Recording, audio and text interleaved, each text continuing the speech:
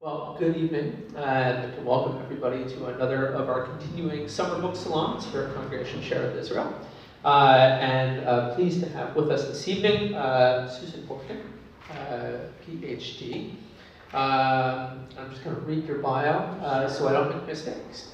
A licensed psychotherapist, speaker, and author, an early pioneer in the field of journal writing.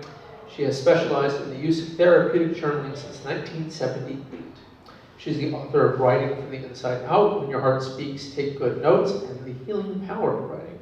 She's also a contributing author to 2 additional books on journaling. Dr. Borkin is a global journaling expert and a member of the Journal Council for the International Association of Journal Writing.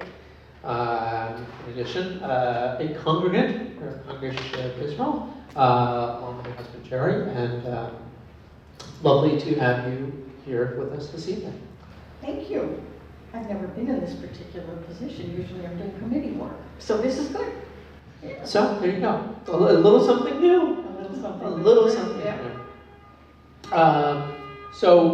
Let's just start off with, you sent us some questions.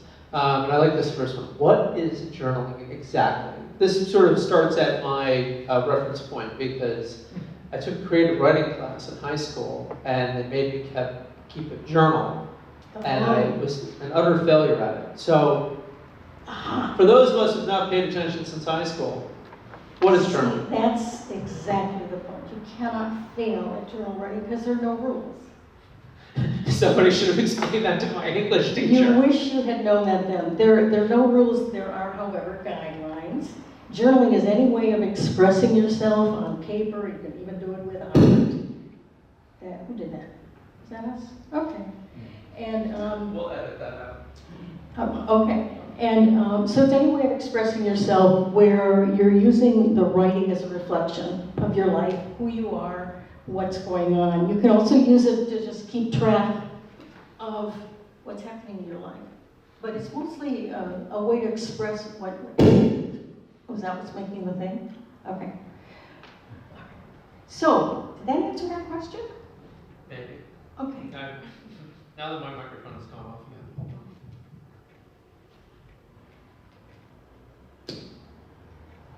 hold on. Okay, I think we're back now. Okay. I think so. So I think oftentimes people conflate journaling and diary keeping. Yes. I think we all have in our imagination, right? Dear diary. Right, the trope of many a teenage movie. What would the point of departure be from that sort of classic trope? Right. So diary writing and journaling are frequently used interchangeably, but diary, I think, implies a sort of a little more simplistic method, which is sort of just keeping track of what's going on. I did this, I did that, and journaling, I think, is the sense of it's a process, much more about personal growth. And of course, I'm a therapist, so I tend to look at everything in terms of personal growth, but that's mostly how I use it. But people do use them interchangeably. But journaling generally implies there's some effort at learning about yourself. So, would the predicate then be that you have to sort of come into it with an intentionality, as opposed to simply jotting down and ruminating? That's a really good question. I think it's yes. You want to be open to the experience of learning something. Some people just will write down. There's an example here I can read in a second, but you could just say I did this thing, and that's absolutely fine. But you could also say I did this thing, and then describe that. Use a lot of words that would be adjectives that would describe the experience, which makes the experience much deeper and a richer experience. And it's perfectly fine to say today I went to do this. But today I went to do this, and then this happened, and I felt like this, and I saw this, and I saw these flowers, and that adds to the depth of it. It's kind of like making yourself be more present. It's like if you decided to carry around a camera, and you were tracking things like that. You look at things differently when you have a camera. So that this kind of writing keeps you more aware, more conscious of what's going on. Flip my pages here. So, sort of listening you talk about this, I'm really sort of struck with this idea of, and you know, as if I understand this correctly, your principal contribution to the field has really been to use this as a therapeutic tool. Right. That's right. And that intentionality must play, right? It's not just, you know, okay, you know, I'm shopping list, right? You know, I went to the store, picked up the car keys, and, you know, bought some oatmeal. But this, the emotive content really Right. seems to be like the thing that you're, and I imagine, you know, in your therapy practice, you're really pushing people like, tell me more about Right. the emotional experience. And it's I have a funny story once. I had a guy years and years ago, and I tried to get him to write in a journal, which is generally what I do with my own clients. And he kind of poo-pooed me, and we know for quite a while. Then one day he came in, and he told me he had just purchased Julia Cameron's book. And if you're familiar with that, The Artist's Way, where she does the morning pages, 3 pages of nonstop writing. And he said, I found the best book on writing. It's like, what am I, chopped liver? I have been saying to him for weeks, you know, to do this as a therapeutic kind of thing. Not everybody's going to do it, but some people just, the other thing that happens is sometimes people will express themselves, and that's, there's not, I don't see there's not a lot of there, but you don't get the sense of depth. Then they get to their writing, and you get this whole other, some people are just better at expressing themselves that way. And there's like a whole other world going on. That's how I incorporate it into therapy. That's a really interesting observation that had not occurred to me, because sort of the classical, you know, therapist couch, if you will, right? You know, as you lay there and you ruminate on your upbringing or your breakfast or whatever it is that you're paying your therapy hour for. But the idea that people would express themselves differently in writing, I mean, there's definitely a phenomenon that I'm well aware of, that there are people who write like they talk. Yes. Right? Like I read their emails and I can hear them talking in my head. And I always try and counsel people not to do that, because it's not formal writing as my generation understands it. But the idea that there would be a sort of a work the other way, that people might be more emotive and perhaps more accessible in writing than they would be verbally, is really striking. Yeah, right. And it doesn't necessarily go that way, but it always surprises me that someone who I might know at one level of speaking, when they show me something they've written, I'm like astounded. This beautiful poetry comes out, and it's really, really in depth. So it's something to be considered. Right, what we say and how we write can be very, very different. And do you think that's because there's less inhibition for them in that moment? Yes.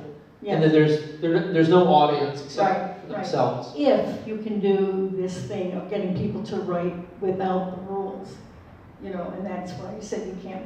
I'm sorry about the trauma. We could talk about that some other time. You know, I've gotten over it. But that's what happens to a lot of people, and why they won't write is because they've had someone tell them they can't write or they're doing it wrong. And so the first thing I say about writing, journal writing, is you can't do it wrong. There are guidelines, but there are no absolute rules. Okay, so what are the guidelines? Let's just... Well, no worries about punctuation, about spelling, about, what are those other things? Well, parts of speech, all of that, so that you're writing freely. So ideally, you have a piece of paper and you start writing and you don't stop. So if I were doing like an awareness continuum or a stream of consciousness writing or free form writing, I'd start with, now I'm aware people are looking at me, and now I'm aware of seeing Zach, and now I'm aware of Gordon's cool boot shoes things, and now I'm aware and staying with that process and just being really present. So what that does is it brings you right back to yourself. So the act of the writing is what brings you home to yourself. And it sounds to me like you're just really recording your interior dialogue at that point. Exactly, yeah. And then, as a therapist, how do you help people unpack that, or how do you, use that, well, for lack of a better term? One of the first things I do is ask people to write what I call a biographical statement, which is tell me about yourself. And they think it's like, sure, okay. What they're not realizing is that all of the patterns of their childhood, you know, it's like, well, mom and dad were divorced. Yeah, dad drank a lot, but so did grandpa. It's like, oh, okay. You know, and then when they hand that in, it's like an assignment. I call it a biographical statement. Lots and lots of history comes out. I also try to sell that to clients, not that I'm hustling my clients, but selling that as a possible thing to do is to get people to look at the patterns in their life. And that's when it comes out. And they don't necessarily see it, but I'll go through that and highlight and see the patterns. So they're writing their own biographical statement. They're writing about their life, and I'm picking up from that the stuff they're not saying. And you know, when you said, you know, a biographical statement, having produced many of those paragraphs over the course of my career, I can imagine the first thing you get from somebody is sort of like their resume recapitulated. Do you see that? Yes, yes. And then you say, okay, that's great that you've accomplished those things, but what else?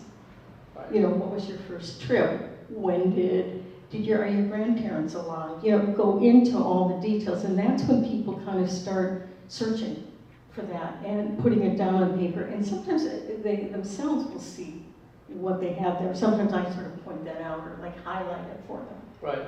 So I guess one of the questions listening to you now is sort of is like, okay, where is the line between journaling and memoir writing?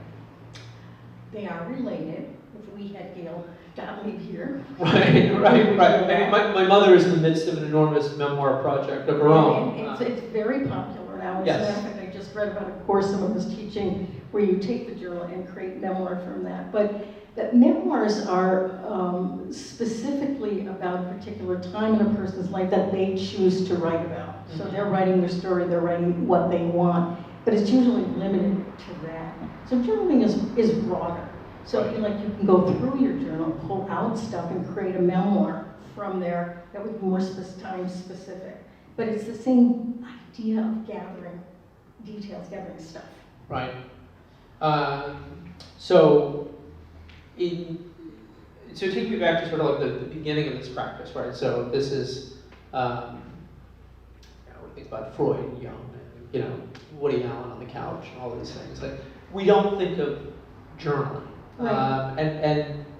You know, I don't want to say this is new, but it's new-ish. And for you, like, what was that moment where you said, aha, this is a tool that I could be using in my practice, and I think it would have, you know, a productive effect?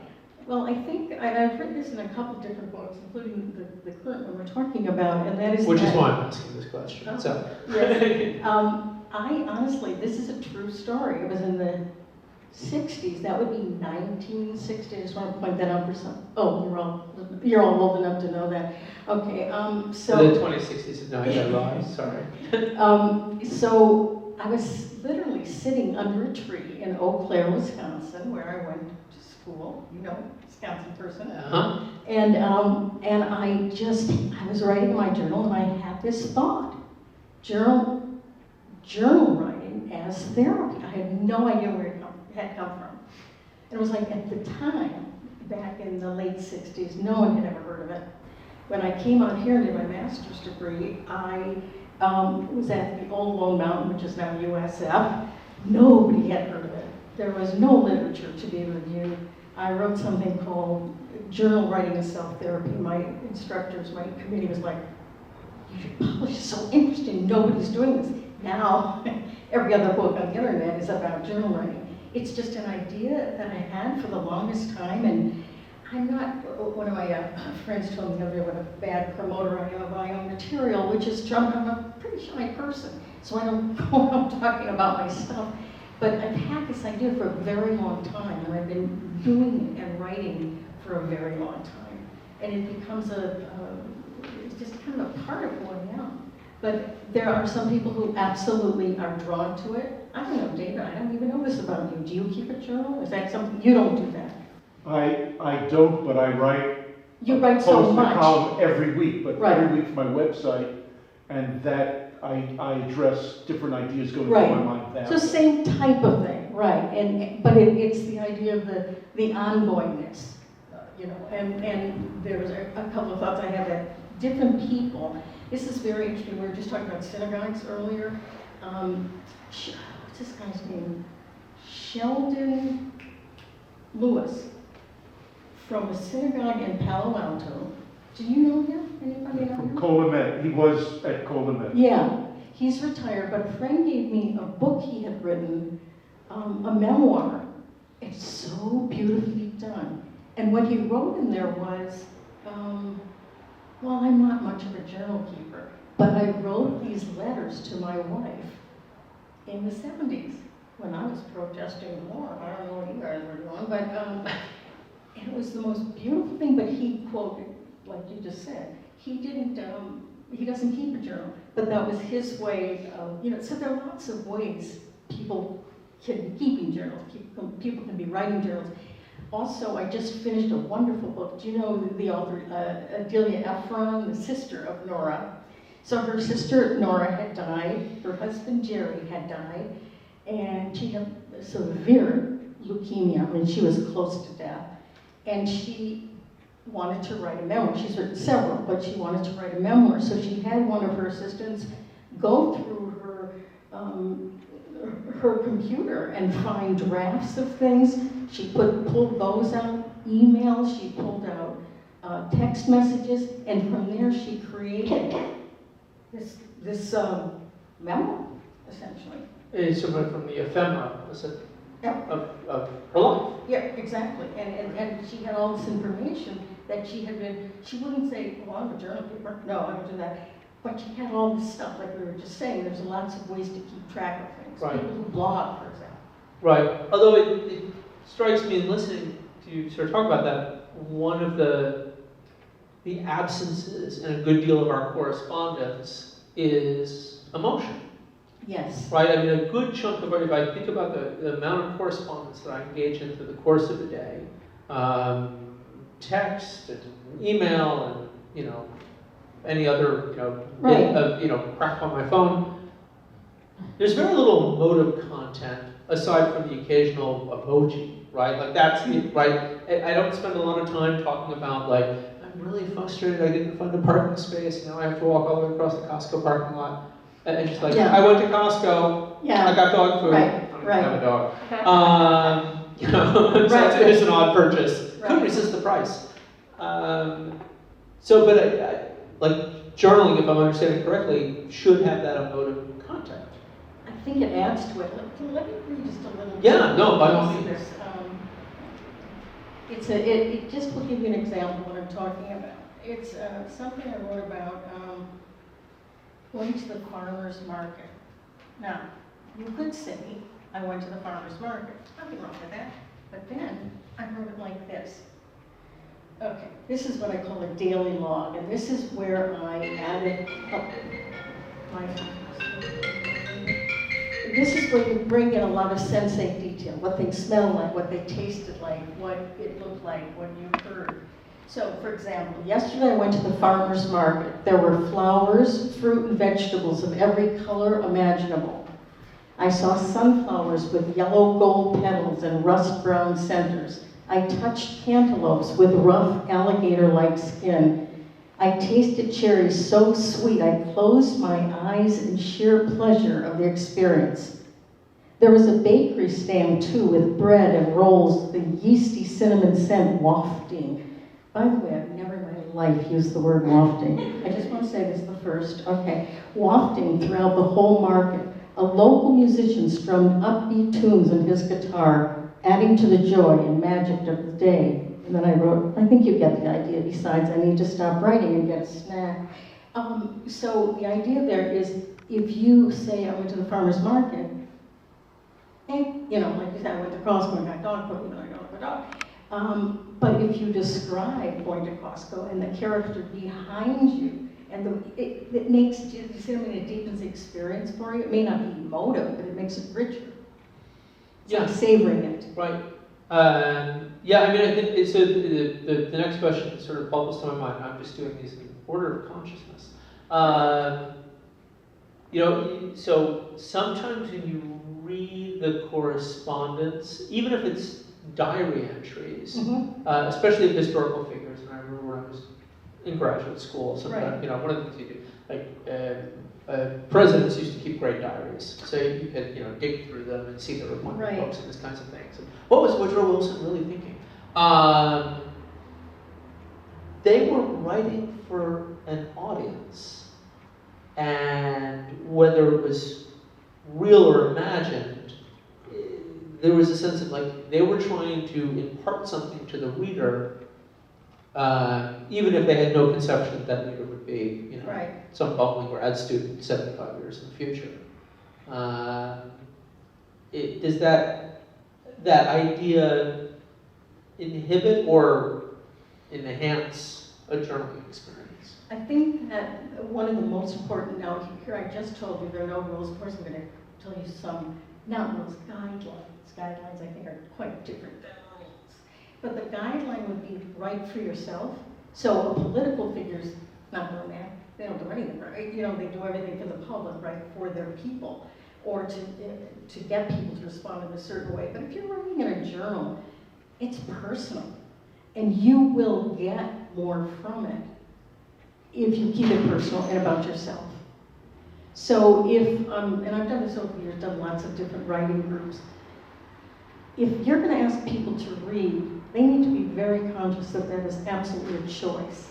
So that it's a very private thing what you put down on paper, you know, confidentiality rules and all of that.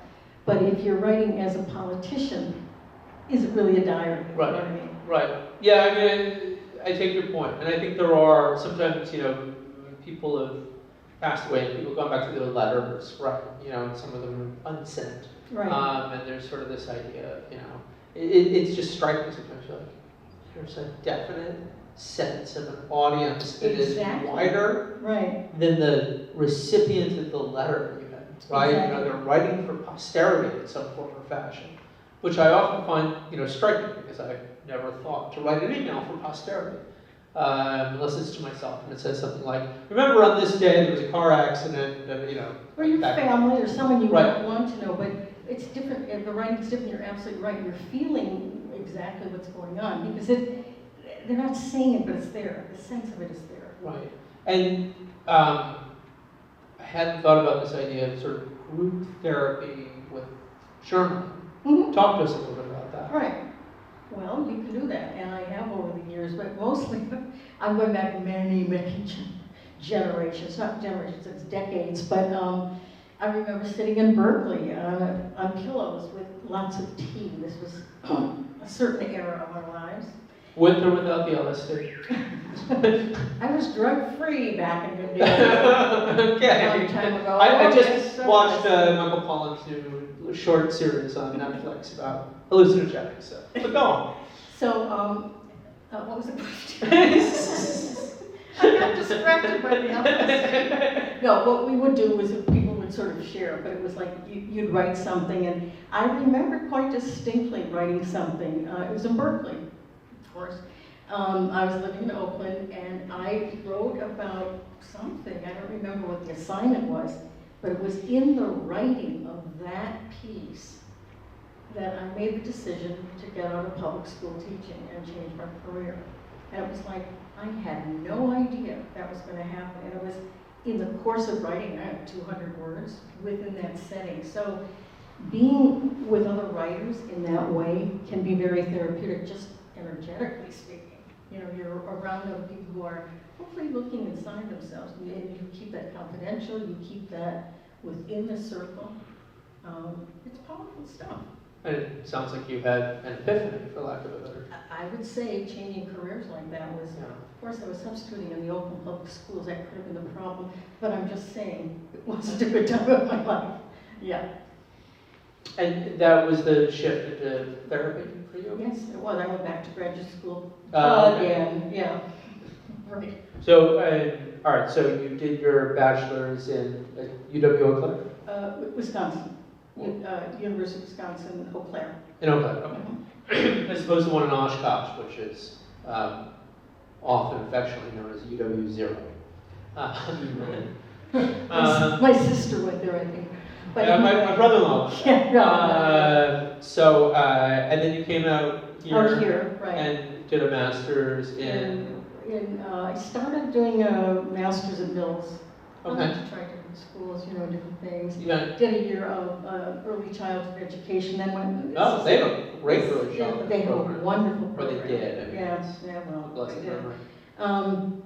And then I went back to school and did my master's in psychology, and then I sort of feel like that moved me ahead to where I am now. Right. Interesting. So the other question that occurs to me is sort of like this intersection of journaling and meditation. And I have a meditative practice that mostly involves bicycles, but would you classify this as a meditative practice? And if so, Oh, absolutely. Yes, tell me more about it that. definitely could be a meditative practice. As a matter of fact, a really good way. We're not doing this now because the setup wasn't good for it, but if we were in a workshop setting, we're all sitting around in a circle, you all have paper and a little desk in front of you, I would ask you to close your eyes and get in touch with your breathing. If you feel like it, you can just do that for a second just to get the sense of it, and just pay attention to what's going on. Now I'm aware, and now I notice, and now I hear, and now I feel, and here are the thoughts that are zipping through my head. Did I park illegally again? How many tickets have I got? And you go off in a conversation like that. And that, you bring it back like meditation. You come back to where you started, and you begin again. But the writing is like that. And what's nice about this kind of stream of consciousness writing is it goes wherever it needs to go. It may feel like it's very similar in a way to meditation in that way. So, as I understand meditation, one of the things you're trying to do is sort of shut off the ADD brain. Yeah, the monkey brain. Right. Which I think, is more distracted than it's ever been in the course of human history. Right, sure. You've got your phone pinging, and you've got the billboards going by, and all the other numerous and sundry distractions that we claim to make us more productive. And as I think about sort of the stream of consciousness journal writing, I can sort of see where that monkey brain is like, oh, and there were bananas. How do you shut that off?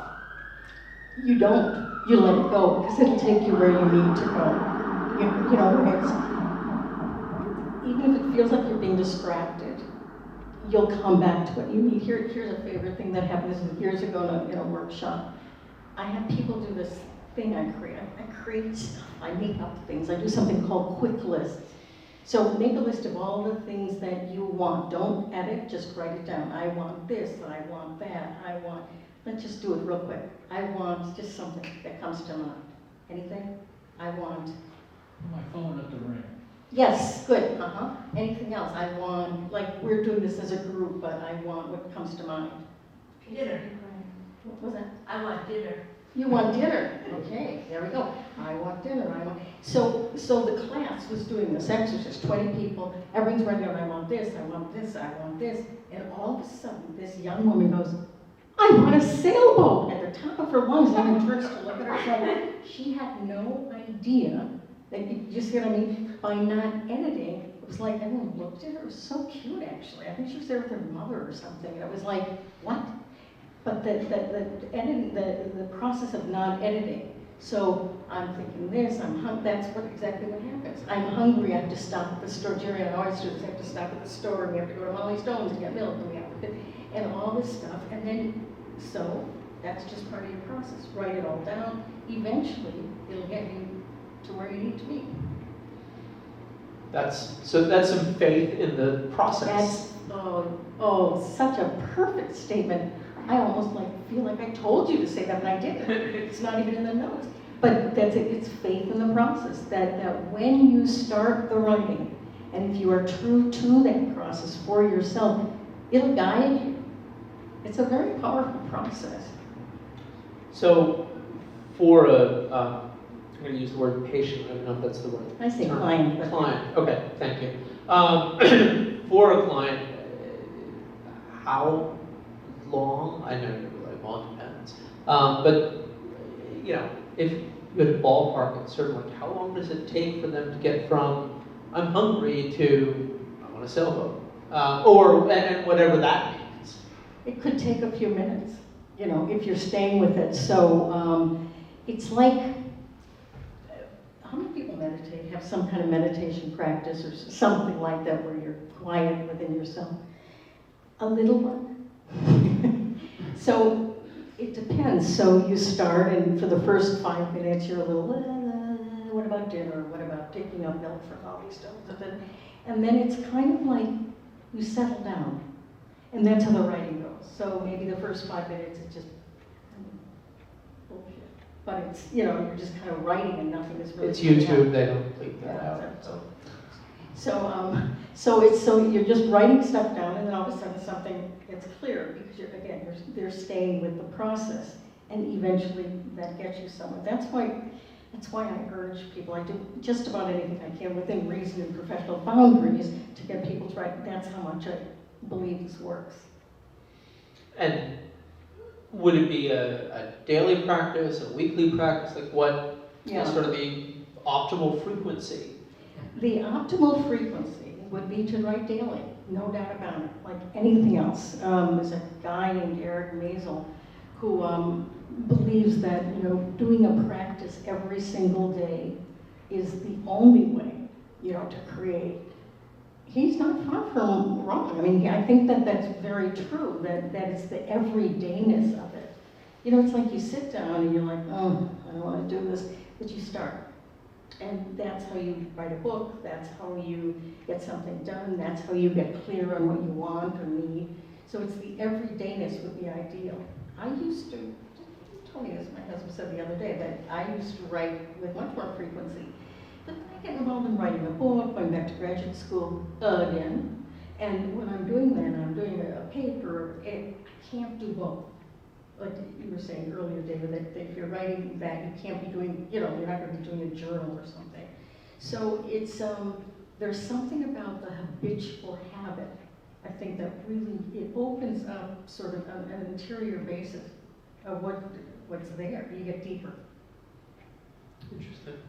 And do you, have you observed any difference in the manner in which people write? I'm just thinking now, like pen versus keyboard. There are people who will swear, and yet I have reviewed the literature. I have not found that much about this. There are people who swear that writing by hand is the only way. There's some people have these, I'm sorry, but theories about the thumb, using your thumb. Well, you know, I remember when I first started my diary as 13, I think. First of all, there were no computers, there were personal computers, and so you had to. There was NASA stuff back in the day. There was it was a long time ago. But then there was a point in my life where I thought, I can't write fast enough to keep up with myself. So I used a computer. I had a reporter years ago that I was working with, and she was a professional. She worked for the San Jose Mercury News, and I was talking to her about keeping a diary, and she looked at me, and I said, would you ever do that, like, you know, use your computer? And she looked like I was nuts. She would not do that because that was work. Mm-hmm. So she could only do her diary, you know, by handwriting. So I swore that I would never use a computer, but that's what I've been doing for years now. And every once in a while I just get lonely for the pen. So now I have a hybrid journal where I do both. I can put them together. But whatever works is kind of how I look at it. I mean, I have seen articles that talk about the act of writing longhand creates memory that you don't retain, right? So that if you write your shopping list out longhand, you probably won't need the list when you go to the store because you'll have that in your head. Jerry's chuckling. He's like, no, I have no clue why I'm there. Milk, apparently, is what you need at Molly Stone's. And I'm wondering if you think that there's an element of that in. I think that when you write things down, you remember them. That is one of those sort of principles I think is very true. But I think that it just depends. See, I'm really, the more I do this, the more years I've done it, it's like, I don't know. I mean, of course, I know, but it's whatever works for you.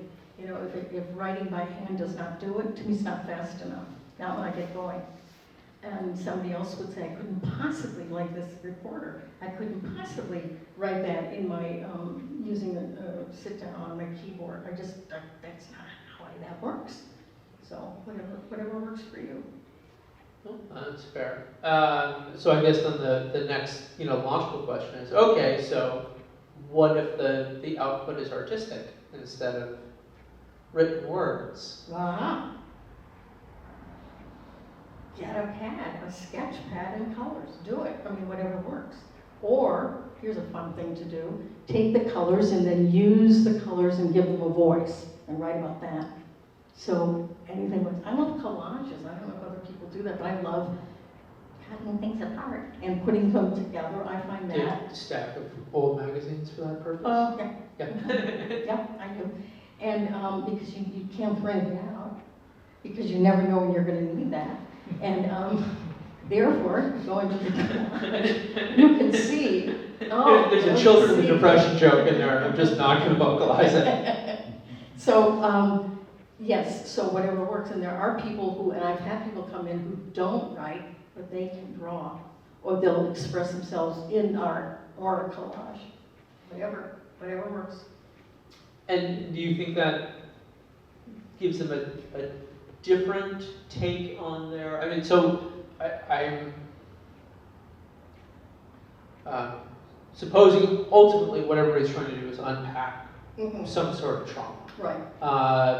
I mean, one of the things that was really fascinating about this piece Michael Pollan did, and I also read the book on which it was based on, Change Your Mind, is he talks about how a lot of these psychedelics allows people to revisit traumatic events without having their amygdala fire up and go nuts. Right. And it just sort of so it lets them unpack that kind of stuff in a more gentle and controlled manner. Right.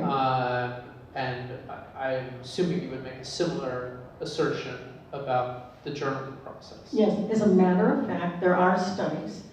See, those of us who've been writing for a really long time, just know, or just are natural writers, it's just something we would do. We know it's healing. We know it works.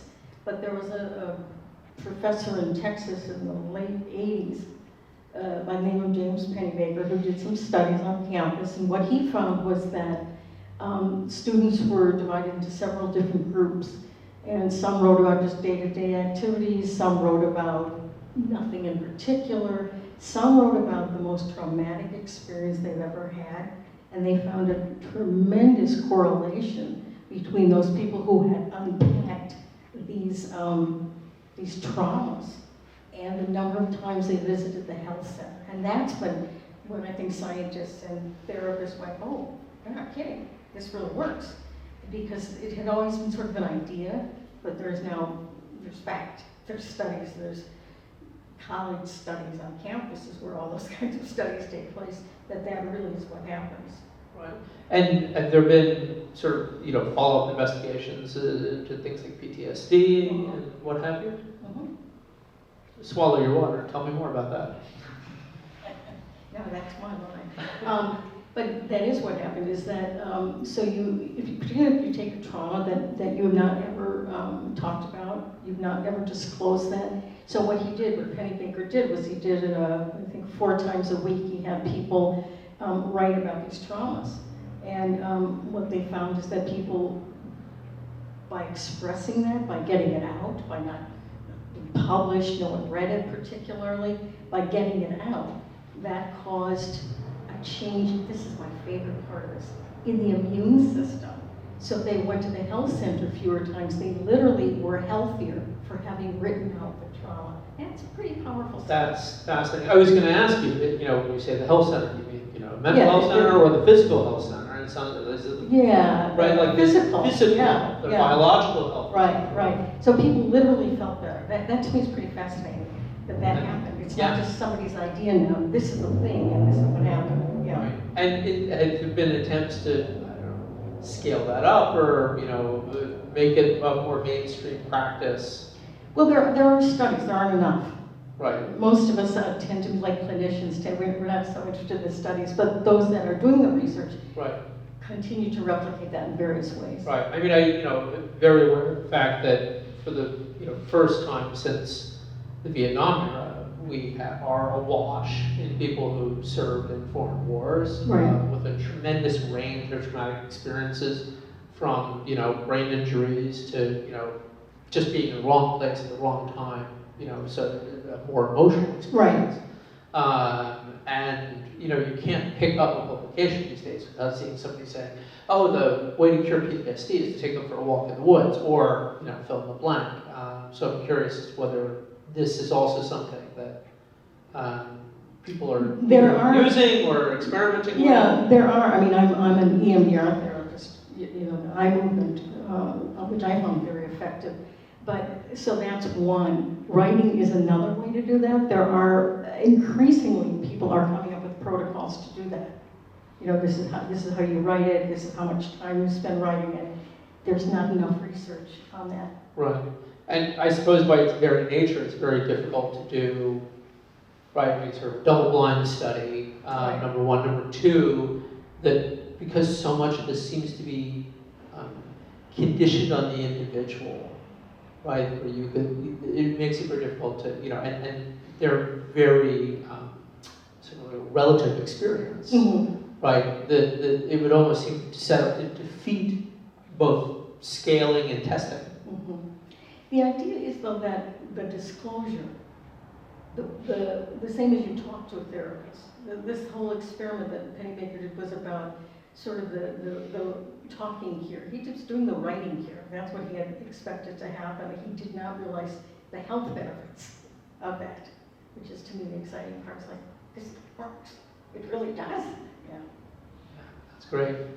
Was there something else you wanted to read for us? I'm not putting you on the spot. I just want to make sure. That's All right. fine. So I just want to see if there are any questions from our audience. Yes? Microphone. Oh, and you'll get a microphone, I suppose. Two questions. One, you mentioned journaling in the late 60s. What got you started with that? And how has journaling impacted your life? What got me started, I think, was one of my professors. I was an English major, psych minor, said, you need to do some work on your writing. I was like, I beg your pardon. I think you should keep a journal. What a jerk is really what I thought. And I did, and I continued, but I had been writing all along. So it was sort of natural for me to do that, to just start writing in a journal. I never didn't write. I just started when I was probably 13 years old. So, that's, I mean, I had lots of breaks, but I did basically continue doing that and did it pretty much daily for many years until I got into a whole bunch of other things and don't do it daily now, but wish I did, you know what I mean?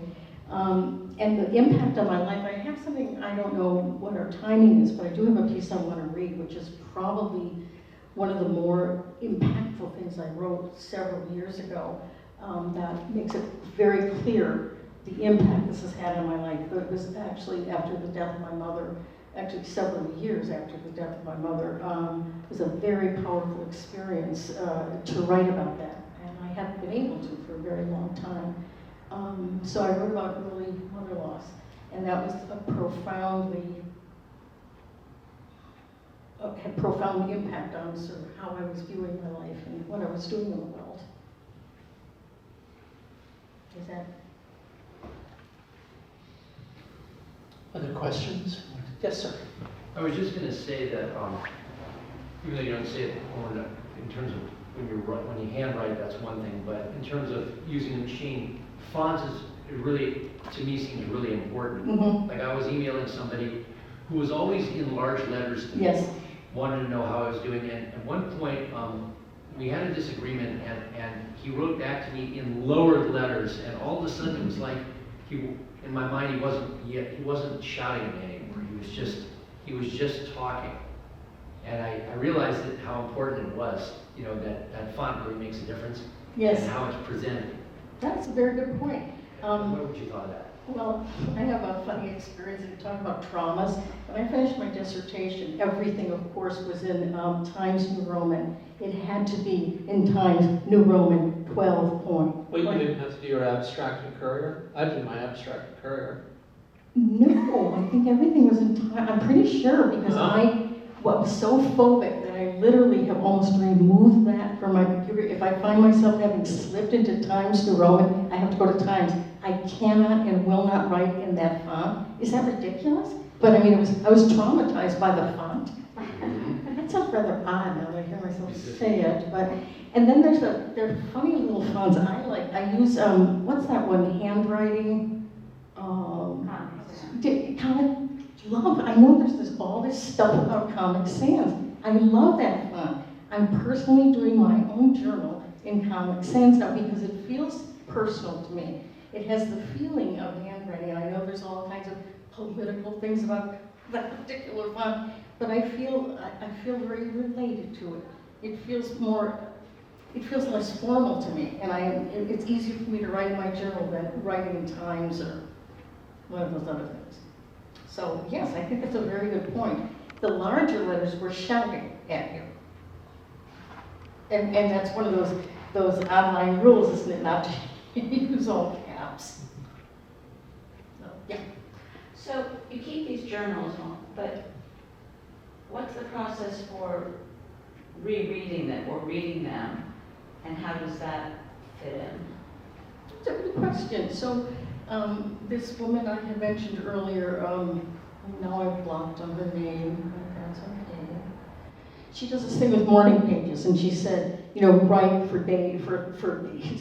30 minutes a day and don't look back. And I thought, what a waste.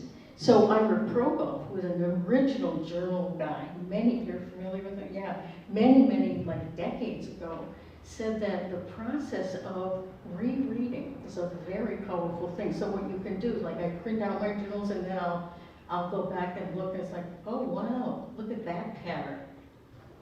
And back in the day where I had regular cycles of things, then I would notice at the same time every month, this thing would happen.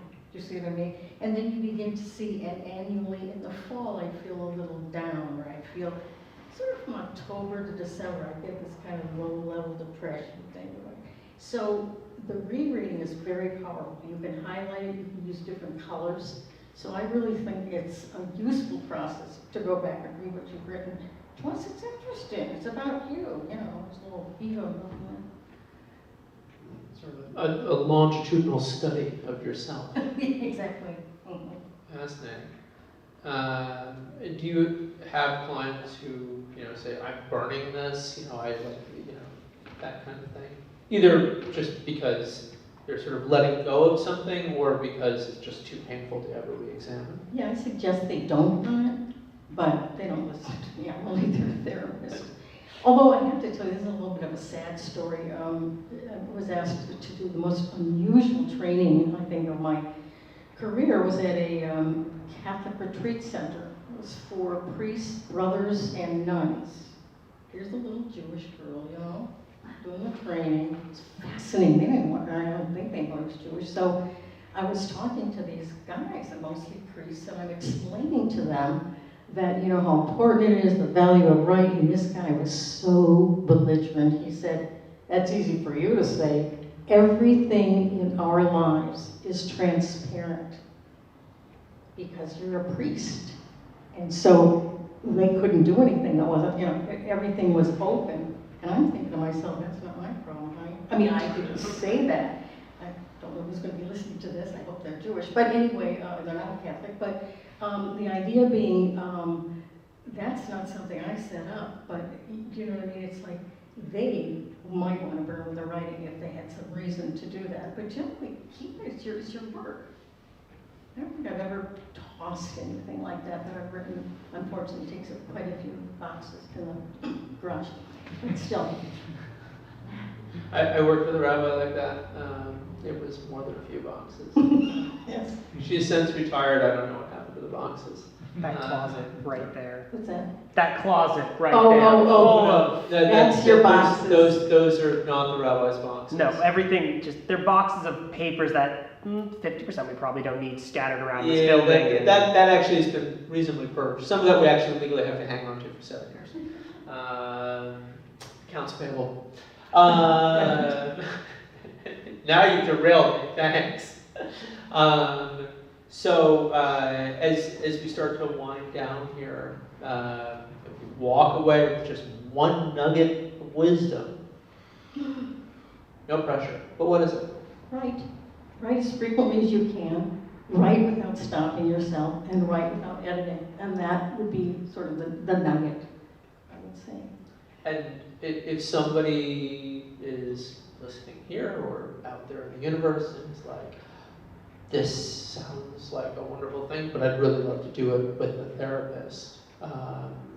Is there an organization that they can turn to? Yes. Yeah. The organization you mentioned in the bio, I put that in there because it's like, what do you mean there's an organization of people who write in journals? There are a lot of us.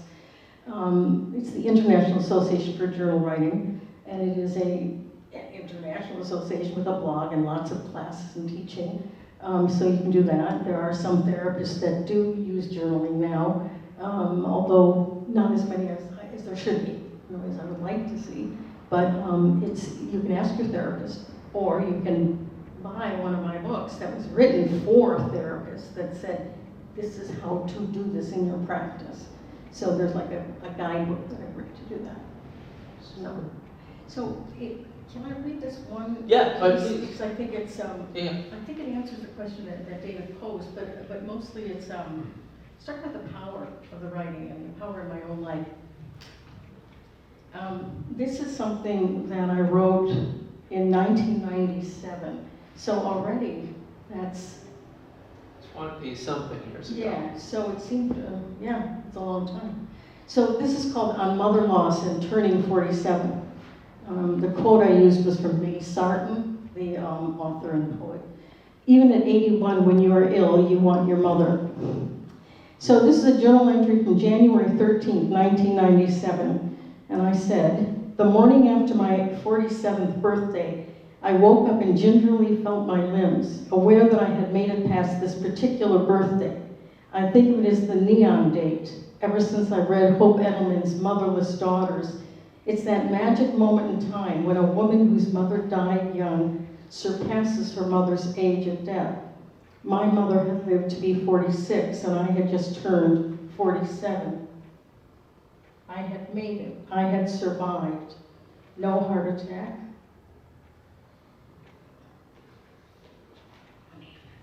Admiring that you were doing it from memory. No inherited diabetes, no major illnesses, no hospitalizations. Well, some of that's changed, but at the time it was true. Actually incredibly healthy, just occasional sinus congestion and chronic sleep deprivation from working evenings and getting up early to write.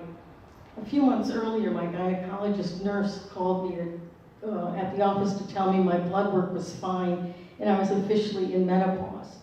I burst into tears the moment I hung up the phone. I called several friends and told them. My women's group decided we should have a party in my honor.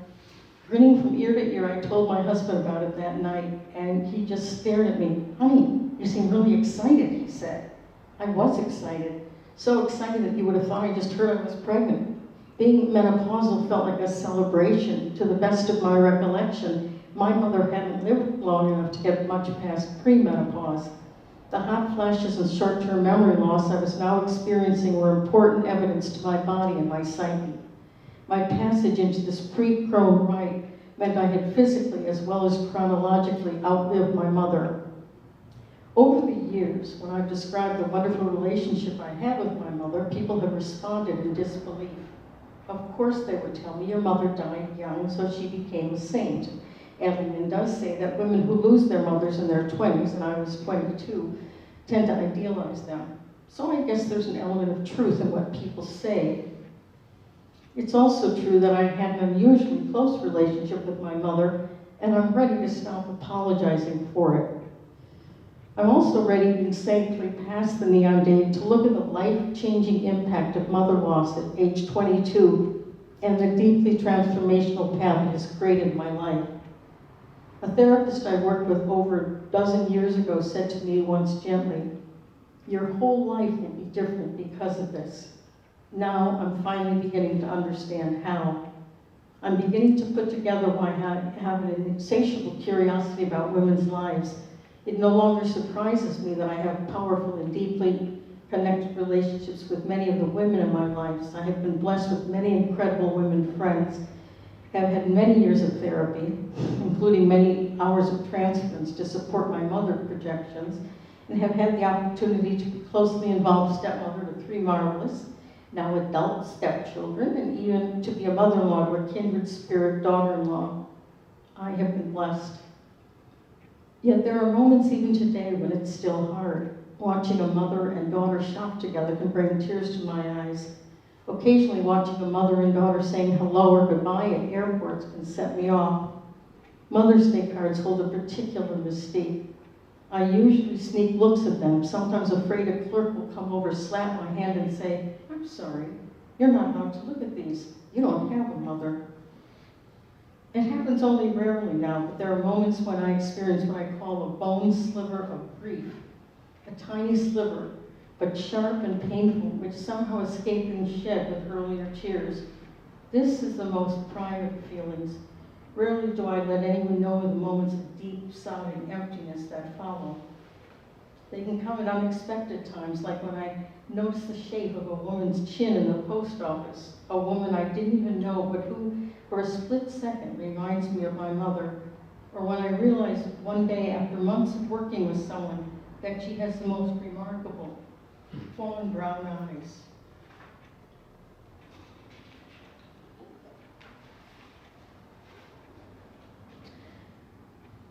What I still long for sometimes is to be cared for in the way my mother cared for me.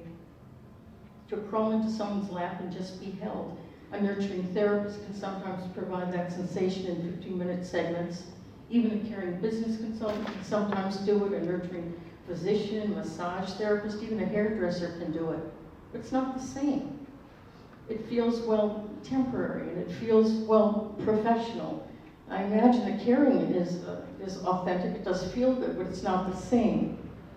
There is, after all, a contract for service, and the service is not given free, a financial obligation. The bottom line is nobody ever will care about me with the same focus, love, concern, and attention to detail, and a sustained way as my mother did. That has been the chronic wound in my life, and healing that wound has been a chronic challenge. It has also been the greatest source of my personal growth and spiritual evolution.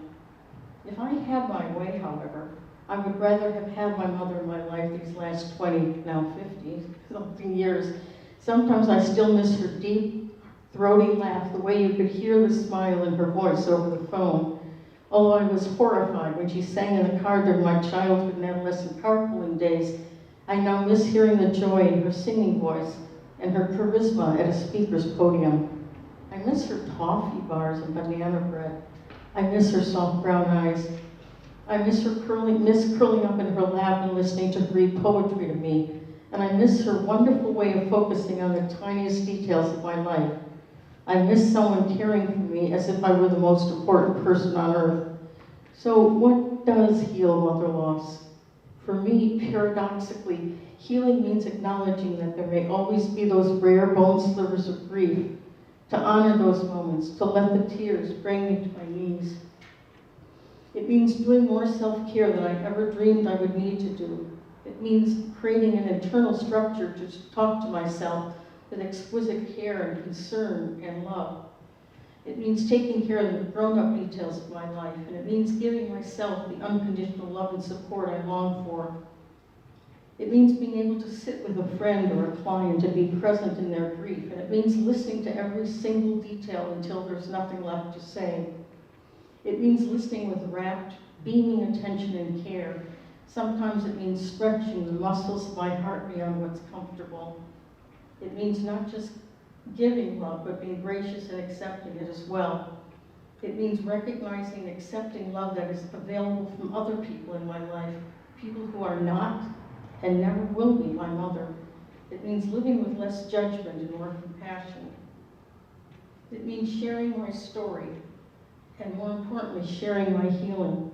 It means doing the work it takes to clear the brush and the rubble to find and first find it and stay on my path.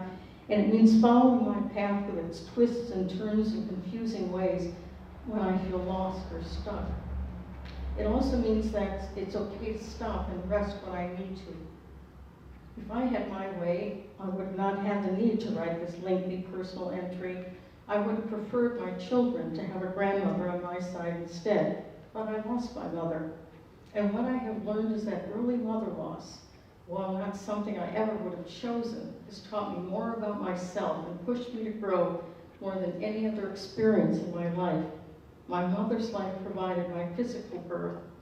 Perhaps through her death, I have at last given birth to myself. There's one tiny little piece I want to add here.